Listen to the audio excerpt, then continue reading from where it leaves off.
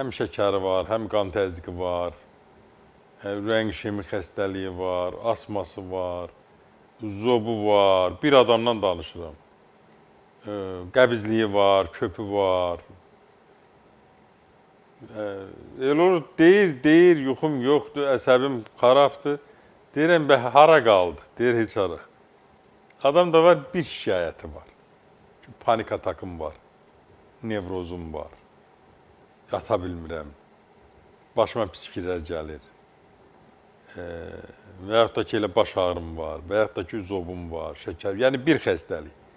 Təbii ki, bir xəstəlik olanda orada xeyli məsələlər asan olur. Bütün sistem xəstə olanda, məsələn, tutaq ki, birinin zob xəstəliyi var.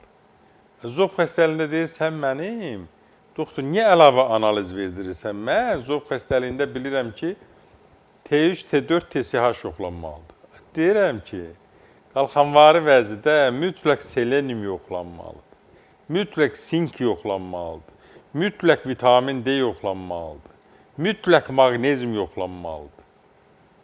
Və bunlar kompleks halda yoxlananda bir də ferritin, mütləq dəmir yoxlanmalıdır. Təbii ki, orada da, yenə deyirəm, zob xəstəliyində sən bir də əlavə olaraq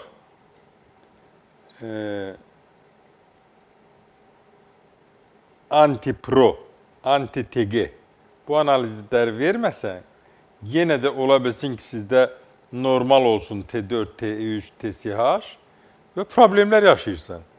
Ki, məndə doktor arıqlama gedir, nədən olar? Doktor, məndə yuxulluq var, nədən olar? Halsızlıq var, nədən olar?